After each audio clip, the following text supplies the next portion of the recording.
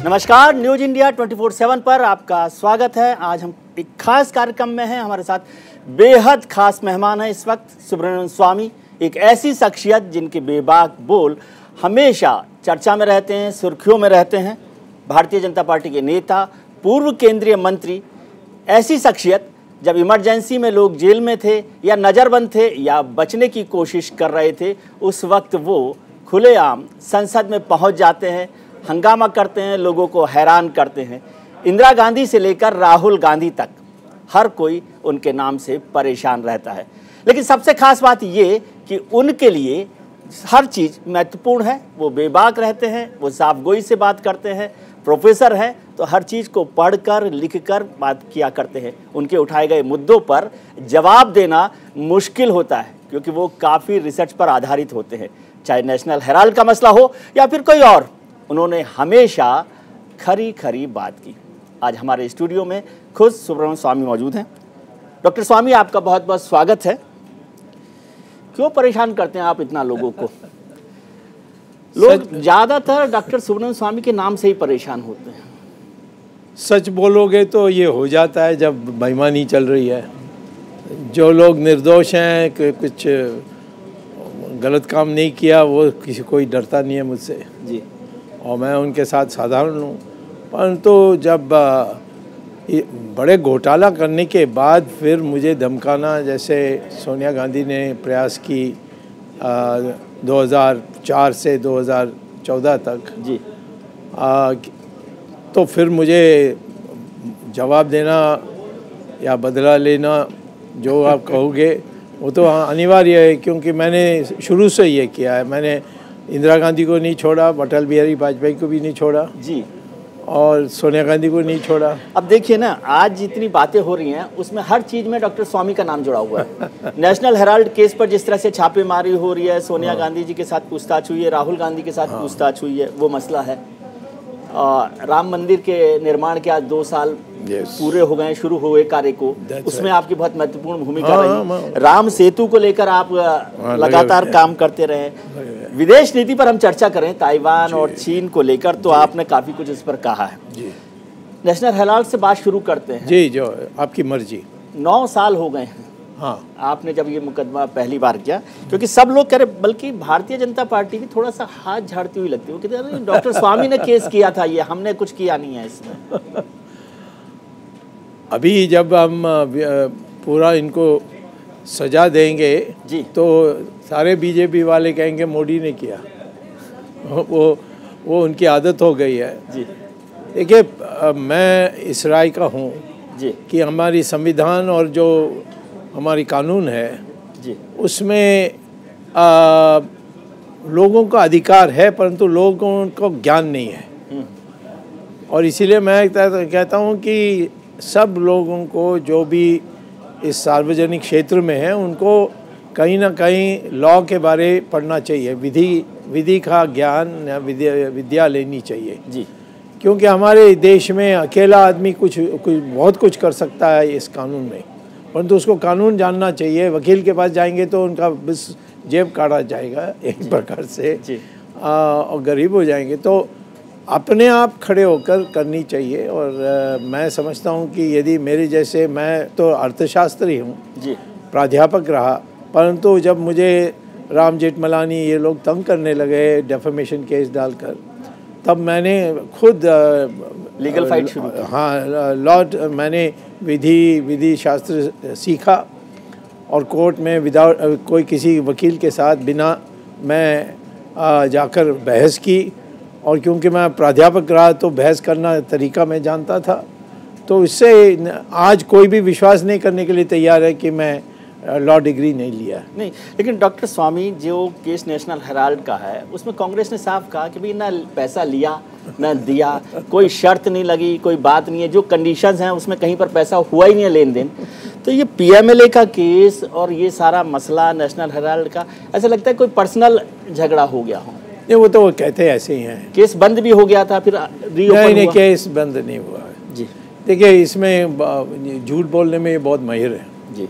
अब थोड़ी दिन पहले चिदम्बरम आकर आपके चैनल में कहा था कि एफआईआर फाइल करे बिना ये सब कब हो गया जी। अब इसको या इसका लॉ डिग्री को छीनना चाहिए, या उसको बताना चाहिए कि भाई जाकर देखो क्रिमिनल प्रोसीजर कोड में 2 रास्ते हैं जी। एक रास्ता है कि पुलिस स्टेशन में जाकर एफआईआर फाइल कराओ और फिर कार्रवाई शुरू करो जी। दूसरा है कि सीधा मैजिस्ट्रेट के कोर्ट में जाओ, वहाँ कटघरे में खड़े होकर मैजिस्ट्रेट को बताओ कि ये अपराध होने की प्राइमा फेसी केस जिसको कहते हैं, प्राइमा फेसी उसका, हाँ, और जो पहले से यानी उसमें लगता है कि इसका खंडन नहीं होगा तो ये सच है जी। वो परिस्थिति आती है तो वो फिर नोटिस भेज देते हैं, यानी समन्स भेज देते हैं। तो मैंने जाकर दूसरी रास्ते से जाकर मैजिस्ट्रेट के सामने खड़े होकर सारी समझाई, तब वो महिला जो जज थी उन्होंने पूरा समझने के बाद उसने इनको कोर्ट में बुलाया और इनको जमानत तो थोड़ा समझाइए तो सही हमें केस, क्योंकि कांग्रेस जो कहती है वो कहते हैं कि भाई हमारा तो कुछ इसमें लेना देना ही नहीं है, खासतौर से राहुल जी का, सोनिया जी का, कि कुछ आप 38% शेयर, ये बात 90 लाख करोड़ रुपए का कर्ज, सब इतना सारा कंफ्यूजन है कि आप ही उसको समझा सकते। नहीं, मैं बहुत सरल तरीके से समझाता हूँ। कांग्रेस तो झूठ बोलेगा ही जी, क्योंकि इतनी बुरी तरह फंसे हैं जी। नेशनल हेरल्ड का छापने वाला कंपनी था एसोसिएटेड जर्नल्स लिमिटेड जी, AJL जिसको कहते हैं जी। दूसरा इसमें जो पार्टी है वो है कांग्रेस पार्टी जी। और तीसरा जो नवीन बना यंग इंडियन, उसमें सोनिया गांधी, राहुल गांधी के पास शुरू में 76% है, अब 100% है, क्योंकि मोतीलाल वोरा का शेयर्स और ये जो ऑस्कर फर्नांडिस जो जिनका देहांत हो गया है जी, उनका सारा 24% शेयर था, वो अब इनकी हो गई है जी। तो ये 100% के अभी है। उस समय जब कार्रवाई ये सारा हुआ घोटाला तो उस समय 76% था, 38% था, 78%, 38 जी। अब क्या हुआ कि इन्होंने सिर्फ 5 लाख रुपया ही सिर्फ पेड अप कैपिटल है जी। सो यंग इंडियन एक बहुत छोटी सी गरीब संस्था है। अब ये क्या कहते हैं कि एक दिन मोतीलाल वोरा जो यहाँ भी शेयर होल्डर डायरेक्टर हैं यंग इंडियन में और कांग्रेस पार्टी का कोषाध्यक्ष भी है जी, वो चेयरमैन है AJL का जी, वो ये कहते हैं कि अब हम इसको नहीं चला सकते हैं, कांग्रेस ने हमें 90 करोड़ कर्जा अभी तक दी है, उसको वापस नहीं कर सकते हैं, तो हम बंद कर रहे हैं जी। तो उस समय यंग इंडियन मोतीलाल वोरा को कहा गया, आज कहते हैं वो मोतीलाल वोरा ने सब किया, परंतु कागज के अनुसार मोतीलाल को कहा गया जी डायरेक्टर्स मीटिंग में जी कि आप कांग्रेस पार्टी के पास जाकर कहिए कि भाई ये जो 90 करोड़ आपने दिया है ये तो अब आपके हाथ से निकल गई क्योंकि कंपनी क्लोज हो गया जी। अब वास्तव में जब कंपनी क्लोज होती है उसके पास संपत्ति बहुत है, इसके पास तो 5000 करोड़ की संपत्ति है, एसेट्स की बात, एसेट्स। हाँ, जब मैंने केस फाइली थी सिर्फ 2000 थी, अब उसकी दाम बढ़ गई है तो जो 5000 करोड़ रुपए हो गए। हाँ, उसकी कीमत भी बढ़ गई तो 5000 करोड़। अब ये कहते हैं कि आप जाओ कांग्रेस पार्टी के पास, यानी सोनिया गांधी, राहुल गांधी, इन्होंने ये सारी लिखित में है, मोतीलाल वोरा को कहा कि जाकर कांग्रेस पार्टी को कहो कि आप ये 90 करोड़ तो वापस नहीं ले सकते जी, तो ये रद्दी हो गई, तो हम आपको 50 लाख देते और हमारे नाम में वो ये कर्जा आप हमारे कर दीजिए, कंपनी हमारे नाम कर दीजिए। कंपनी नहीं, सिर्फ वो 90 करोड़ कर्जा वाला जो था हमारा, हाँ, जो कर्जा रद्द हो गया है वो उसके लिए वो कहते हैं हम 50 लाख देते हैं और ये हमारी हो जाए जी। और कांग्रेस पार्टी हाँ मान लेती है और ये फिर जाते हैं कंपनी AJL के पास और मोतीलाल वोरा को कहते हैं कि भाई ये तो आप दे नहीं सकते, तो हमें 9 करोड़ शेयर्स 10 रुपया का दे दिए। दूसरे शेयर होल्डर्स जो भी हैं छोटे मोटे उनको कोई नहीं पूछता, वो भी वायलेशन है।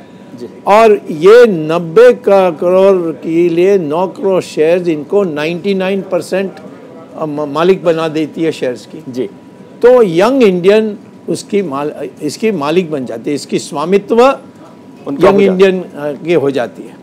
अब वो कहते हैं वो अलग से बिल्डिंग है, वो अलग से काम कर रही है, नहीं, परंतु 100% इसको होली ओन्ड सब्सिडरी कहते हैं अंग्रेजी में जी। ये AJL इनकी हो जाती है। तो ये उन्होंने पैसा नहीं लिया, नहीं दिया, इसमें मैं नहीं जाता हूँ। लेकिन सर वो जो कहते हैं कि ये सब होगा, लेकिन उसके क्लॉज में लिखा हुआ है कि भाई इसका कोई पैसा कोई डायरेक्टर नहीं ले सकता। तो इसका मतलब राहुल गांधी और सोनिया गांधी ने पैसा नहीं लिया। मैंने तो पैसा नहीं लिया तो क्या घोटाला हुआ? मैं तुम आपके घर ले लूं जबरदस्ती जी, और कहें कि मैंने आपके पॉकेट से कोई पैसा नहीं लिया, ये कोई बात है? वो तो दूसरा अपराध है जी।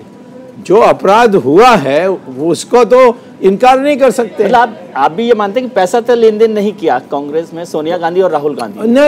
नहीं, उनका पैसा जो है वो इनके पास 5 लाख की कंपनी थी, तो उनको 1 करोड़ रुपया चाहिए था, तो उन्होंने डोटेक्स में जा कर के लिया है जी। और उसके लिए कोई इंटरेस्ट पेमेंट नहीं है, उसमें कोई डिपॉजिट नहीं है, कोई श्योरिटी नहीं है, कोई जमानत नहीं है। आज तो आपको लगता है जहां पर केस पहुंचा है करीब 9 साल बाद, हाँ, कुछ ठीक है, 9 साल के बाद आपने 2 बार रेज किए, मुझे उसको पहले डील करने दीजिए। सारे टाइम इस पर होती है कि मैं कोई निर्णय कराता हूँ जी, इसके बाद हाई कोर्ट में सिंगल जज के पास ये जाते हैं जी, फिर डबल जज के पास जाते हैं, फिर सुप्रीम कोर्ट में जाते हैं। तो ये 7-8 साल की जो बात आप कर रहे हो जी, उसमें 6 साल तो यही कोर्ट में जाना, अपील। तो ये तो पार्ट ऑफ प्रोसेस है सर, हमारे तो पास लीगल राइट्स है। फिर तो मुझसे क्यों कहते हो इतना टाइम लग गया? आपको ये टाइम नहीं पूछ रहा, मैं पूछ रहा हूँ आज जहाँ पहुँच गया केस, क्या हम कल्मिनेशन के लेवल पर पहुँच गए? हाँ, मैं तो समझता हूँ और 2 साल में हो जाएगा। लेकिन लोग कहते हैं कि जब तक ये सरकार है तब तक उनकी अरेस्ट या जेल नहीं होगी। आप तो ऐसे केवल डराने के लिए कि भेड़िया आया से डराते रहेंगे, जेल भेजेंगे नहीं। मैं तो क्योंकि जेल भेजेंगे तो फिर आपकी पार्टी का नुकसान होगा।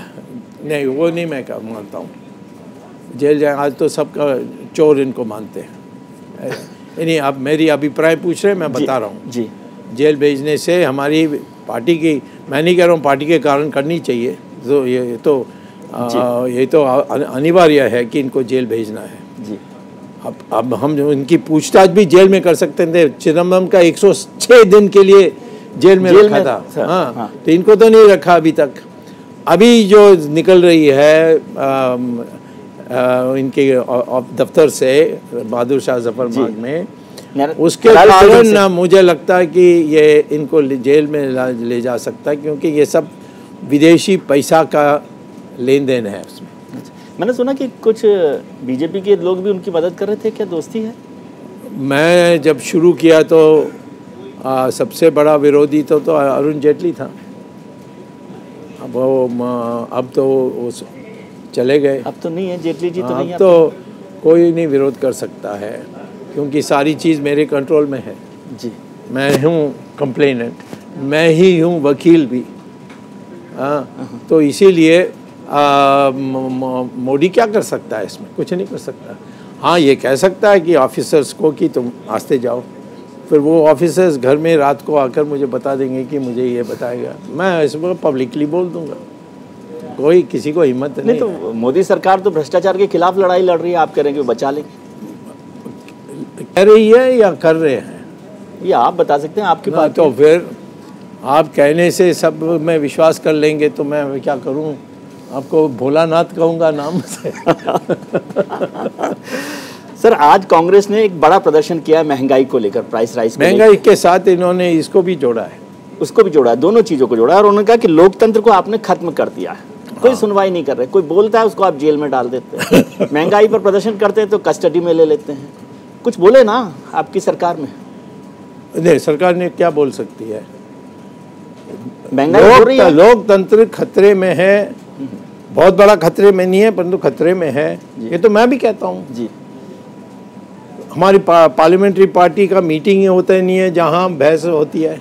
वर्किंग कमेटी का मीटिंग में कोई बहस नहीं होती है जी। कम से कम हर 4 महीने में एक बार मिलनी चाहिए, ये तो 4 साल में एक बार मिलते हैं जी।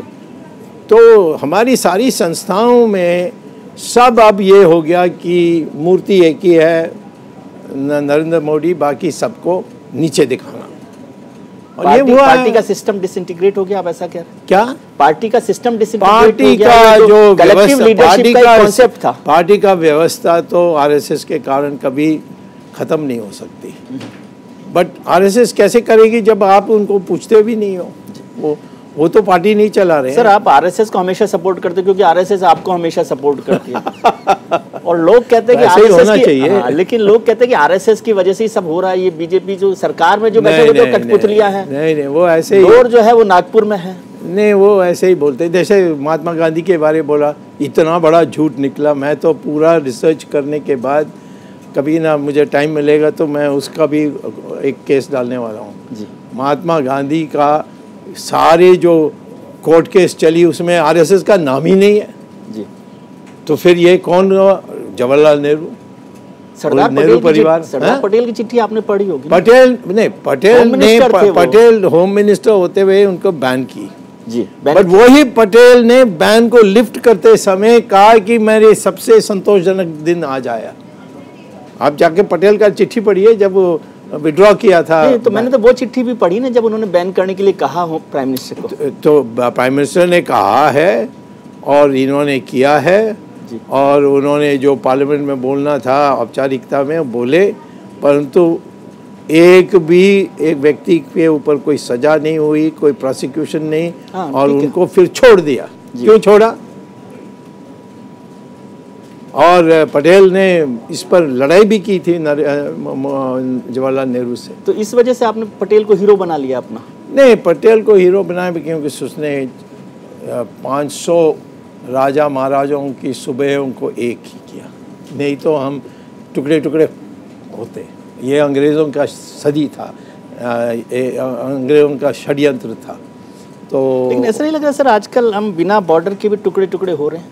नहीं, हम टुकड़े कभी नहीं हो सकते। कुछ अंदर सोसाइटी में कुछ नहीं हो सकता। ये जम गया सर। एक भारत देश अब जम गया है। एक आपके मन का इशू है जिस पर आप लंबी लड़ाई लड़ रहे हैं, वो है राम सेतु का। हाँ, राम सेतु पर क्या स्टेटस है? क्या आपको लगता है कि हम कहीं पहुंच रहे हैं? एक जमाना तो था कि 15 साल पहले हम राम के अस्तित्व पर भी लड़ाई लड़ रहे थे, फिर राम सेतु के अस्तित्व पर लड़ाई लड़ रहे हैं, और अभी भी मुझे नहीं लग रहा कि देखिए, ये जो सेतु समुद्रम परियोजना थी जी, उसमें ये तय हुआ था कि श्रीलंका को घूम के कन्याकुमारी से चेन्नई जाने की जगह जो श्रीलंका नहीं, रामेश्वरम नहीं, रामेश्वरम इस तरफ है, और राम सेतु आधा बीच की रास्ता से शुरू होकर श्रीलंका तक जाती है जी। तो वो उन्होंने कहा कि नहीं, जहाज को हम बीच से ले जाएंगे तो इसके लिए राम सेतु को काटना पड़ेगा जी। ओके, तो मैंने इसका विरोध किया। और किसने पेश किया? उस समय शिपिंग मिनिस्टर थे जेटली और प्राइम मिनिस्टर थे अटल बिहारी वाजपेयी जी। इन्होंने दोनों ने दस्तखत की है। और फिर क्योंकि डीएमके इनके गठबंधन में थे तो डीएमके के को खुश करने के लिए, क्या प्रेशर, खुश करने के लिए इन्होंने ये किया। फिर ये चले गए और सोनिया गांधी और मनमोहन सिंह आए और उन्होंने इसको और जोर से चलाया और उन्होंने डेट भी फिक्स कर दिया था। और ये सारे लोग फेल हो गए। जेटली तो भाग ही गया था उस समय, क्योंकि वो कैसा दोनों जगह हो सकता है। तो फिर कहा, अशोक सिंघल मेरे पास आए जी और कहा कि लोग कहते हैं आप अपीयर करेंगे तो इसको रोक सकते हैं। अब मुझे कोई उम्मीद नहीं थी क्योंकि वो 5-6 दिन बाकी थे और ये सब लोग फेल हो गए थे, सब गए थे, सबका डिसमिस हुआ था जी। फिर मैं गया और जस्टिस उस समय नंबर 2 जस्टिस थे, चीफ जस्टिस के साथ उन्होंने मुझे स्टे ऑर्डर दिया जी। फिर बहस हुई, बहस में मैं जीता जी।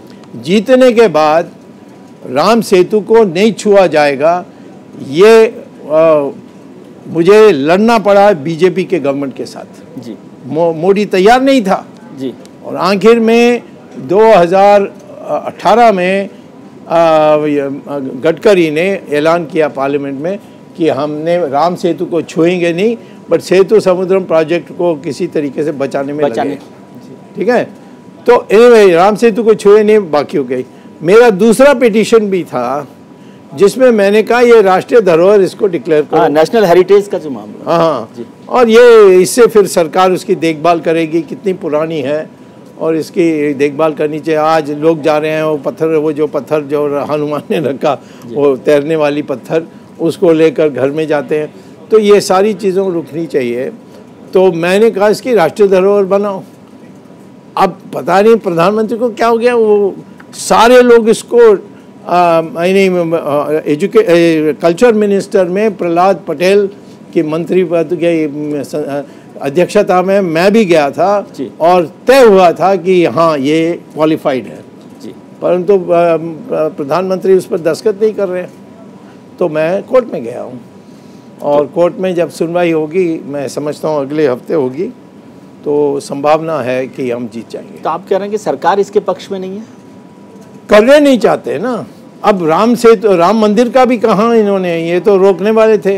राम मंदिर का निर्माण उत्तराखंड में सारे मंदिरों को इन्होंने राष्ट्रीयकरण कर ली। कौन आप में से बोल रहे थे? सिर्फ एक ही आदमी बोल रहा था। लेकिन अब तो राम मंदिर निर्माण का काम 2 साल से चल रहा है और मुझे अभी कल ही बताया गया अयोध्या में कि नींव भरने का काम और प्लिंथ का काम हो गया है। तो इसका क्रेडिट तो मोदी सरकार को आप देंगे? क्यों? मिस्त्री को मैं देता हूँ।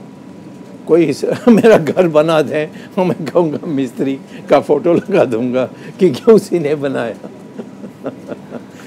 हमने इसको संभावना की, जो संभावना हुई जी, वो उसके लिए क्रेडिट तो मुझे जाना चाहिए, परंतु मुझे नहीं चाहिए, रामचंद्र जी जो उन्होंने मुझे चुना जी, और इसीलिए मैं कहता हूँ रामचंद्र जी की जय। चलिए क्रेडिट ना दें, लेकिन अब तो खुश हैं आप इस बात से कि राम मंदिर किसको? मोदी को क्रेडिट का तो सवाल ही नहीं है। वो तो तुम्हारे अखबार वाले चमचागिरी करते हैं, तो मैं क्या करूँ? नहीं, आप इससे खुश हैं जो अभी जिस तरह से कंस्ट्रक्शन चल रहा है 2024 नहीं, इसमें बहुत अगला चुनाव में आप आएंगे तब तक इसमें बहुत समस्या आई हैं। मैं इसको कई लोगों को भयभीत नहीं करने चाहता हूँ।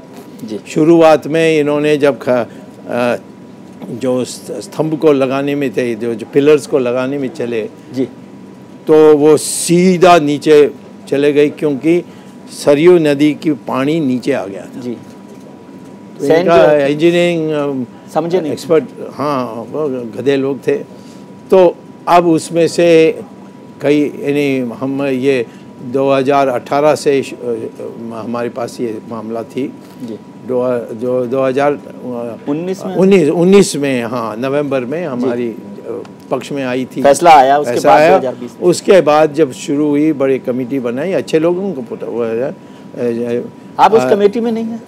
मुझे तो वहाँ वो जो शिलान्यास में भी नहीं आने दिया मोदी का। तो आप अपने आप ही कह रहे हैं कि आप इसके वो हैं, क्रेडिट आप ले रहे हैं। मैं क्यों अपने आप कहूँगा? जो दुनिया कहती है भाई तुम कहाँ से समारोह में, तो सर केस मैं डालता हूँ, मेरी पिटीशन है, मेरे पर पिटीशन में जैसे अनपढ़ आदमी को समझ नहीं आएगा ना कि शिलान्यास समारोह में भी स्वामी जी को नहीं बुलाया, राम जन्मभूमि तीर्थ ट्रस्ट जो बनाया उसमें भी डॉक्टर स्वामी नहीं है, तो कैसे मेरे को लगेगा कि आप उसमें हैं इम्पोर्टेंट आदमी? मत सोचो, मुझे क्या जाए, वो तो मेरा और राम के बीच में है। सर, मुझे वो आपको सजा देगा एक दिन, मुझे तब याद रखना मुझे मैंने गलती की, स्वामी का नाम नहीं लिया। इसलिए कह रहा हूँ कि हमारे जो बच्चे लोग हैं वो समझें। अरे बच्चे लोग तो, हमारी इतिहास इतनी बकवास है, आर्यन द्रविडियन सब नॉनसेंस। वो तो रानी झांसी को रिबेल कहते थे जी। अब हम बोलने लगे कि हाँ हमारे स्वतंत्र के एक सेनानी थे, नेता थे। तो कई चीज़ें हो चलती है भाई। हम तो किया मैंने राम की भक्ति के कारण जी, और राम सेतु भी उसी लिए कर रहा हूँ। क्रेडिट दो या नहीं दो, मुझे क्या जाता है। ठीक, और जो करेंगे। जेटली मेरी बुराई करते रहता था, ब्लॉक करता था, पता अब कहाँ है जेटली? अब सर जेटली साहब तो नहीं है, तो वही है ना। तो ये सबको समझना चाहिए। बड़ा इशू सर चल रहा है जिस पर आपका जो व्याख्यान है वो महत्वपूर्ण है। हिंदुत्व को लेकर आजकल बड़ी बहस हो रही है और अब हम लग रहा है कि पूरा राष्ट्र आप हिंदू राष्ट्र बना देंगे। ठीक है, आप किस दृष्टिकोण से देख रहे हैं या कौन से कोण से देख रहे हैं मैं नहीं जानता, मैं अपनी बात बता सकता हूँ जी। 1947 में हमने हमारी देश के 1/3 हिस्सा को टुकड़ा करके कहा कि मुसलमान जो हिंदुस्तान में नहीं रहने चाहता है जी, वो उसके लिए अलग से देश दे रहे हैं। अब जो हिंदुस्तान में रहने वाले हैं, तो जिन लोगों ने लड़कर दिया, जिताया हम लोगों को कि मुग़लों को हराए, फिर हमने अंग्रेज़ों को हराए, तो इस देश की जो संस्कृति है वो तो हिंदू संस्कृति है जी। अब मैं नहीं कहता हूँ कि मुसलमान हिंदू बनना चाहिए, मैं तो बिल्कुल नहीं कहता हूँ, क्योंकि हम तो सर्वधर्म समभाव मानते हैं। सर, आपने कहा अभी कि पार्टीशन के वक्त जिन लोगों ने चाहा वो पाकिस्तान चले गए। हाँ, तो जिन लोगों ने चाहा हिंदुस्तान रहने का, तो उन पर अब 70 साल बाद भी सवाल कर रहे हैं। मैं 70 साल पहले तो था ही नहीं ना, I mean, राजनीति में नहीं, आप नहीं, मतलब अब इस पर सवाल तो होना चाहिए इसीलिए कि मुसलमान आप कांग्रेस पार्टी ने क्या किया ये मुझसे मत कही। हम लोगों को उस समय जैसे डॉक्टर अंबेडकर ने कहा उतना दूर जाने के लिए मैं नहीं पक्ष में था जी। उन्होंने कहा कि एक्सचेंज ऑफ पॉपुलेशन करो। यस। हाँ, ये मुसलमान सबको वहाँ जाना है और हिंदू जो भी है यहाँ आना है, पर महात्मा गांधी उसके तो पक्ष में नहीं थे जी। मैं कहता हूँ कि आप हैं यहाँ तो हमारी संस्कृति और मज़हब में फ़र्क है जी। आप मस्जिद बनाओ, वहाँ जाकर नमाज़ पढ़ो, हमें कोई इतराज़ नहीं है। हाँ, सऊदी अरेबिया में मंदिर नहीं बना सकते जी। किसी मुसलमान देश में मंदिर नहीं बना सकते। हम मुसलमान नहीं हैं, हम कहते हैं कि हम हिंदू होने के कारण सर्वधर्म समभाव बनाना चाहते हैं। आप हिंदुस्तान को भी वैसा ही बनाना चाहते हैं? मैं हिंदुस्तान को हिंदू बनाने चाहता हूँ। हिंदू मतलब जैसा सऊदी अरेबिया? नहीं, हो ही नहीं सकता हिंदू, वही मैं कह रहा हूँ ना जी। अब कॉन्स्टिट्यूशन में लिखा है हिंदू वही है जो यानी सनातन धर्मी है, सिख है, बुद्धिस्ट है और जैन है। ये कॉन्स्टिट्यूशन में लिखा है, वो सब हिंदू हैं जी। मैं नहीं कह रहा हूँ। हिंदू एक हमारी नक्शा की एक पहचान है। ही फॉर हिमालय, हिंदू फॉर हिंदू सागर, ये दोनों मिलकर के हिंदू बनती है। तो ये तो वीर सावरकर वाली परिभाषा करी। नहीं, मैं आप वीर सावरकर नहीं पढ़े या मेरी का किताब नहीं पढ़े हैं, तो बदनाम करना बहुत आसान है कि वो ऐसे दो डिबेट चल रही है कि वीर सावरकर के बारे में नहीं बोल रहा हूँ। वीर सावरकर कई चीज़ बदल गए। पहले उन्होंने कहा हिंदू है जिसका खून हिंदू है जी, अब वो थोड़ी दिन के बाद वो बदल गए जी। तो मैं वीर सावरकर की बात करूँगा, कौन सी 1921 की बात कर रहे हो या 1940 की बात कर रहे हो, ये सब मुझे फिर पूछना पड़ेगा, उसमें मत पढ़ें जी। मैं क्या सोचता हूँ मैं बता दूँगा जी, आप वो बताइए। मैं ये कहता हूँ कि इस देश में हमारी डीएनए स्टडीज़ कहती है कि हिंदू मुसलमान दोनों की डीएनए एक ही है जी। मैंने ओवैसी को चैलेंज भी किया था कि तुम्हारे हैदराबाद में बहुत मशहूर माइक्रोबायोलॉजिकल लेबोरेटरी है, चलो हम दोनों चलते हैं, हमारी डीएनए टेस्ट करते हैं हम एक हैं कि नहीं। सर, ये बात कहने में ऐसा लगता है, ठीक लगता है कि डीएनए ठीक है, लेकिन इसमें मंशा क्या है? इसकी मंशा यह है कि आप वो बात मानिए जो हम कह रहे हैं, तब आप ऐसा वो नहीं करें। वो बात जो आपने स्वीकार किया 1947 में, उसके अनुसार चलिए। जो संविधान कहती है उसको मानिए। संविधान में कहती है कि यूनिफॉर्म सिविल कोड होनी चाहिए, आप वो मानते नहीं हो। हाँ, आप तो लाते नहीं हैं वो तो मेरी बात मत करो, मुझे तो मेरी बारी तो अभी तक नहीं आई है। मेरी बारी आएगी तो आपकी पार्टी जो है पार्टी का जय करती है, आप ही मोदी का जय जयकार करते हैं, मैं तो उसकी आलोचना करता हूँ। क्या कर रहे हो? यूनिफॉर्म सिविल कोड को लेकर तो आइए, किसने मना किया उस पर? तो मैं नहीं मना किया। नहीं तो हिंदुस्तान का मुसलमान कहाँ मना कर रहा है? मुसलमान विरोध, सख्त विरोध करता, पता नहीं कौन सी जमाना दुनिया में आप रहते हैं। पहले आप 3 तलाक पर कह रहे थे कि 3 तलाक का विरोध, अब 3 तलाक मान लिया, फिर धारा 370 को मैं कह रहा हूँ कि हम यूनिफॉर्म सिविल कोड जिस दिन करते हैं उस दिन मुसलमान मान लेगा जी, पर स्पेशली जो महिला हैं वो मान लेंगे जी। तो फिर सबसे ज़्यादा भलाई तो महिलाओं की होगी। ये क्या अन्याय है कि 4 बीबियाँ रखते हैं आप जी। सर, एक चीज़ जो यूनिफॉर्म सिविल कोड को लेकर कहा जाती है, हिंदुस्तान का जो आपने जिक्र किया, हिंदुस्तान क्या है? बुके है है ना? हर फूल, हर तरह का फूल, हर रंग का फूल चाहिए। आप वो सारे फूल हटाकर केवल लिली के फूल एक साथ रखना चाहते हैं बुके में। तो सारे फूल रहने चाहिए, कार्नेशियन रहे, गुलाब रहे। आप फूल की बात लेकर मुझे फूल बनाने चाहते नहीं नहीं नहीं, मैं कह रहा हूँ कि यूनिफॉर्म सिविल कोड का मतलब यही हुआ ना। देखिए, हम लोग ये फूल है, अलग अलग फूल नहीं है, अलग अलग पत्ता है जी। और हमारे डीएनए एक ही है, तो एक हर पत्ता एक जैसे ही लगता है। तो हम सब हैं। मुसलमान के कोई बाहर जाएगा तो उसको किसी को पता नहीं होता मुसलमान है या हिंदू है जी, क्योंकि हमारे डीएनए एक ही है जी। तो वही, उससे ज़्यादा हम नहीं चाहते हैं। हाँ, वरन तो आप अरब जैसे कपड़े पहनोगे तो जानबूझकर, और महिलाओं को बुर्का डालने के लिए कहोगे जो ज़बरदस्ती, किस महिला को पसंद है कि बुर्का डालने के लिए जी, और ये भी इस गर्मी में, तो ये नहीं हम मानते हैं। ठीक। हमारे आज पार्लियामेंट में भी महिला हैं जो साड़ी पहन के आते हैं, कोई कुछ नहीं कहता उनको, और हम उनके सम्मान करते हैं क्योंकि उन्होंने अपने को इंडियन माना। मैं हिंदू नहीं मानने के लिए कह रहा हूँ, मैं कहता हूँ भारतीय जो है, ये जो इस मिट्टी का है, जिनका पूर्वज हिंदू है। मैं कहता हूँ कि आप डीएनए टेस्ट करने से यही बात निकलती है, मेरा और ओवैसी का मिलता सिर्फ नहीं, परंतु मेरा पूर्वज हिंदू है, तो वो मान ले, उसमें क्या प्रॉब्लम? पूर्वज का मानना ठीक है, उसकी मंशा पे लोगों को बहुत सारा शक होता है। आप मंशा बोलते हैं क्या कि मैंने कभी कहा कि मुसलमान नहीं मानेगा तो उसको मार दो, ऐसा कभी कहा मैंने? जी।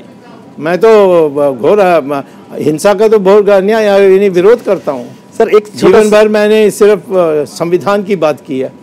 ठीक है, एक सवाल, वक्त हमारे पास कम है, आपसे तो बहुत लंबी बात हो सकती है। हाँ। लेकिन एक ऐसा शख्स जो जिंदगी भर वित्त मंत्री बनना चाहता हो। नहीं, मैंने कभी नहीं वित्त मंत्री बनने लायक, कभी नहीं किसी से कहा। हाँ, मैं कह रहा हूँ वित्त मंत्री बनने लायक जो शख्सियत, लायक कहिए, बट ये मत शख्सियत कि मैं चाहता हूँ बनने लायक मैं चाहता हूँ, तो ये गलत वित्त मंत्री बनने लायक शख्सियत हो, वो इस देश की अर्थव्यवस्था को अपने सामने ढहते हुए देख रहा हो, हाँ। महंगाई को बढ़ते हुए देख रहा हो, हाँ। और वो उसमें भी सबसे बड़ी तकलीफ ये कि उनकी पार्टी की सरकार हो, क्या करें?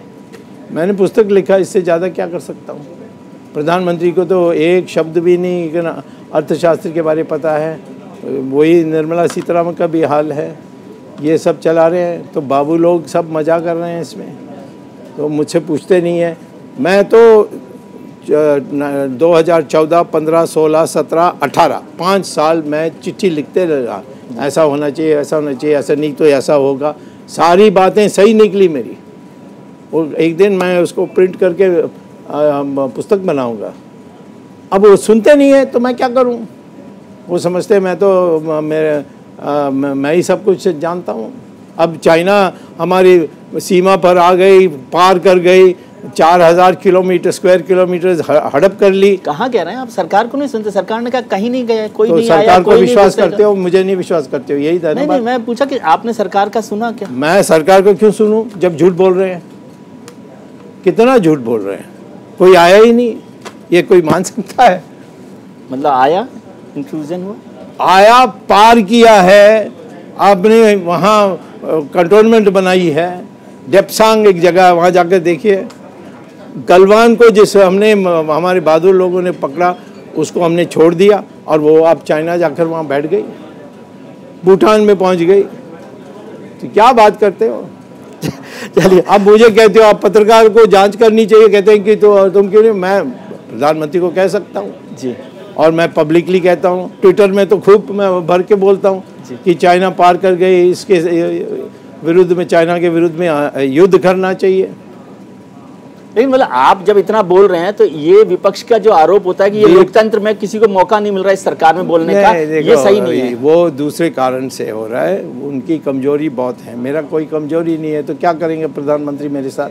जी, ज़्यादा करेंगे तो मैं उनके ऊपर ही केस डाल दूंगा। तो इसीलिए जिसको अपने चरित्र साफ सुथरा है वो किसी के सामने खड़े होकर बोल सकता। मैं इमरजेंसी में भी पार्लियामेंट में एक दिन चले गया और भाषण देकर चले गया, मेरे पास सिर पर 18 केसेस थे उस समय, और विदेश चले गया मैं। तो वो आप राज्यसभा में आकर अचानक फिर भाग गए? मैं भाग नहीं गया, मैं चले गए आप। हाँ। लेकिन उस समय भी मुझे याद है कि जो पार्टी पूरा आपको मदद कर रही थी वो तुरंत बैकफुट पर आ गई, उसने आपको साथ नहीं दिया। तो क्या मैं कह रहा हूँ, अटल बिहारी वाजपेयी तो आपके गुरु थे, मेरे नहीं थे, आप भूल गए। चलिए सर, बहुत बहुत शुक्रिया आपको कि आपने वक्त निकाला। हम चाहते हैं कि आपकी बेबाकी और साफगोई बनी रहे और ये हिम्मत जो है ना देश को भी ताकत देती है। आपको बहुत शुभकामनाएं और बहुत धन्यवाद कि आपने हमारे लिए वक्त निकाला। शुक्रिया, धन्यवाद। आप देख रहे थे डॉक्टर सुब्रमण्यम स्वामी को, उनकी खास बातचीत, उनकी बेबाकी और उनकी साफगोई और इसके साथ साथ हिम्मत। बहुत शुक्रिया।